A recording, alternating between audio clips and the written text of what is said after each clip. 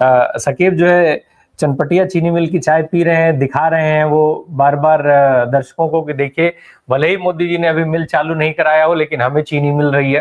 खैर सकीब, एसआईआर की बात भी हो रही है। कहा यह जा रहा है कि एसआईआर पर जिस तरीके से सरकार घिरी है, सरकार के पास ऑप्शन नहीं है। अब वो सारे ऑप्शंस तलाश कर रही है कि मुद्दे को कैसे डाइवर्ट किया जाए और उसी में शिकार हो गए धनखड़ साहब। बिहार को लेकर के भी कयासों का दौर शुरू करा दिया गया कि नीतीश कुमार को उपराष्ट्रपति बनाया जा सकता है, राष्ट्रपति की डील दी जा सकती है और उससे एसआईआर की चर्चा प्रभावित हो जाएगी।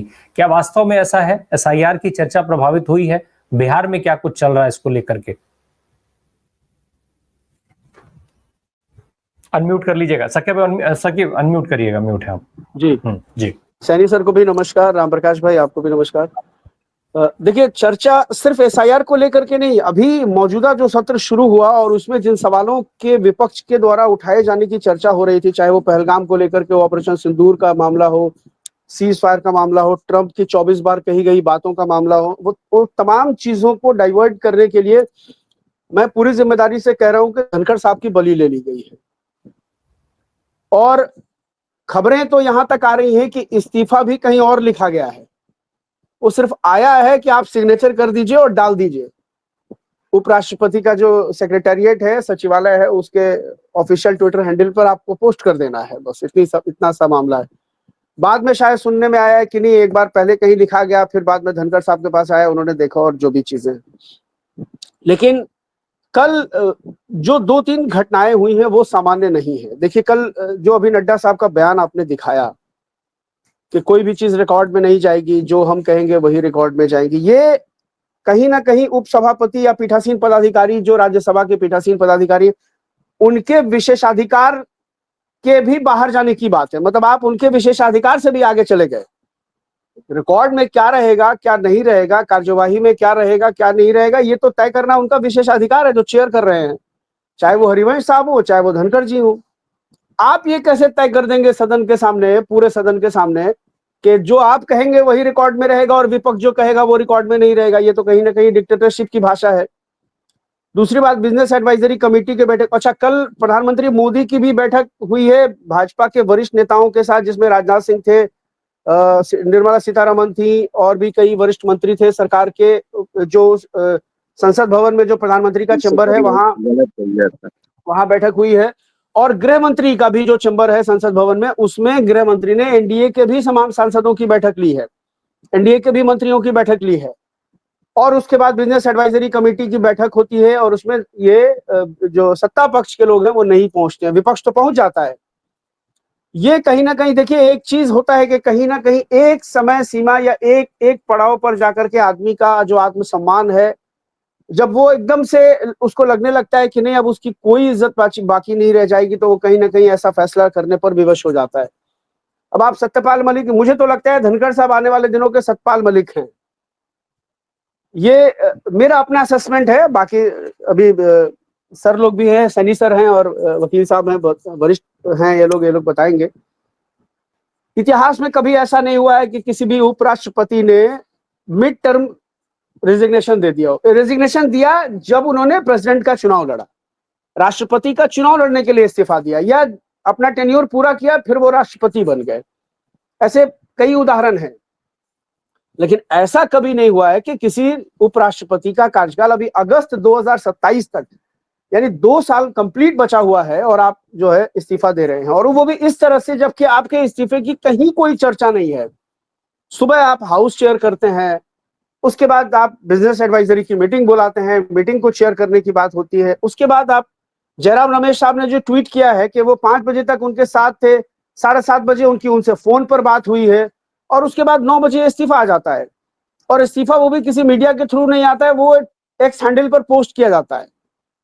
और उसके बाद देखिए कि अब जाकर के आज मोदी जी ने जो उनको शुभकामना दी है आने वाली जिंदगी के लिए, और उनके स्वास्थ्य की कामना की है। मतलब कल रात से इतनी बड़ी घटना हो गई, भाजपा के किसी मंत्री का कोई बयान नहीं आया, गृह मंत्री का बयान नहीं आया, सत्ता के किसी भी व्यक्ति का बयान नहीं आया, राष्ट्रपति जी ने, महामहिम राष्ट्रपति जी ने कुछ भी नहीं कहा।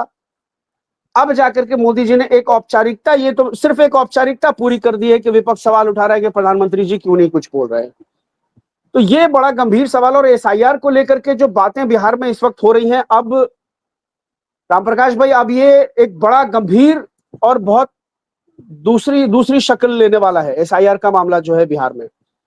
क्योंकि चुनाव आयोग को जो करना था उन्होंने कर दिया। वो बार बार कह रहे हैं कि 35 लाख नाम काटे जाएंगे। इससे सब लोगों में इतने संशय की स्थिति बनी हुई है कि किसका नाम कटेगा, किसका रह जाएगा, ये कोई कह नहीं सकता है। और उसके बाद जिस तरह के फर्जीवाड़े सामने आए हैं ऑन कैमरा, अभी देखिए उन्होंने पावती वाली ट्वीट का कैसे उन्होंने जो है पर्दाफाश किया अजीत अंजुम साहब ने, कि वो महिलाओं को खड़ा करके फॉर्म दे करके एक फोटो लिया गया और इलेक्शन कमीशन का ऑफिशियल ट्विटर हैंडल से ट्वीट किया गया कि ये पावती, इनोमिनेशन फॉर्म की पावती दी जा रही है। बाद में पता चला कि वो महिलाएं जो है वो तो कह रही है कि उनको खड़ा करके फोटो खिंचवा लिया गया, बाद में वो फॉर्म ले लिया गया उनसे। वो एक्नॉलेजमेंट नहीं था, वो तो सिर्फ एक फोटो सेशन था। तो किस तरह से फर्जीवाड़ा चल रहा है एसआईआर के नाम पर। और अगर सुप्रीम कोर्ट ने वाकई जो ये पूरा ये जो 15 दिनों के अंदर का जो फर्जीवाड़ा है, इसको अगर ठीक से ऑब्जर्व कर लिया, तो मुझे लगता है कि ये प्रक्रिया निरस्त हो सकती है। पूरी की पूरी प्रक्रिया ही निरस्त हो सकती है कि आप फिर से कराइए और फेयर कराइए, ये हो सकता है। अभी तो कल चुनाव आयोग ने जवाब दिया होगा, 21 तारीख कल थी, कल उनको जवाब देना था, 3-4 बिंदुओं पर उनको हलफनामा देना था, उसकी कोई चर्चा हुई नहीं है। अब इन्होंने क्या जवाब दिया है 28 को, फिर कमिंग मंडे क्या बात होती है सुप्रीम कोर्ट में, ये भी देखना होगा। लेकिन बिहार के मतदाताओं के अंदर में गुस्सा बहुत है। और अब तो देखिए, अब तो रामप्रकाश भाई, अब अगर ये जिनका नाम कटेगा, ये जो कह रहे हैं कि दावा और आपत्ति के लिए अगला 1 महीना देंगे, अगस्त का 1 अगस्त से लेकर के 30 अगस्त तक, बिहार डूबना शुरू हो गया है। बिहार डूबना शुरू हो गया है। हमारे यहाँ घर से 7 किलोमीटर 8 किलोमीटर दूर के जो गांव हैं वो डूब चुके हैं। अब लोग जान बचा करके सड़कों पे आ रहे हैं, मवेशी लेकर के, किसी तरह से अपना 1 गिलास 2 पतीली लेकर के, ताकि जिसमें वो नमक चावल डाल के खिचड़ी बना सके। चूल्हा वोला तो रहेगा नहीं उनके पास में, उनके पास चूल्हा ईंधन होगा नहीं, लकड़ियां चुन के उनको कहीं कहीं से लानी पड़ेंगी। तो अब जो है, अब आप जब उस दौरान दावा आपत्ति का, तो कहां जाएगा वो गरीब आदमी। उसमें आप जाति धर्म सबको हटा दीजिए, जाति धर्म सारे एंगल को आप हटा दीजिए। कोई भी जाति का व्यक्ति हो, कोई भी धर्म, बिहार एक ऐसा राज्य है जहां हर जाति धर्म का व्यक्ति बाढ़ से पीड़ित होता है। हिंदू, मुसलमान, ब्राह्मण, दलित, महादलित, अति पिछड़ा, हर कोई जाति ऐसी नहीं होती है जो बाढ़ से पीड़ित नहीं होता है। गंभीर समस्या है बाढ़ के, भी 70% बिहार डूब जाएगा। यही पूरा टेन्योर है, यही अगस्त सितंबर का पूरा महीना होता है। लोग घरों को छोड़ करके से, तो अब आप उसमें बताइए कि क्या काम होगा एसआईआर को लेकर के। जब आप टेंटेटिव एक ड्राफ्ट डाल देंगे 30 तारीख को, फिर लोगों जिनका नाम कटेगा वो और बार बार ये कह रहे हैं कि इतने लोग पते पर मिले नहीं।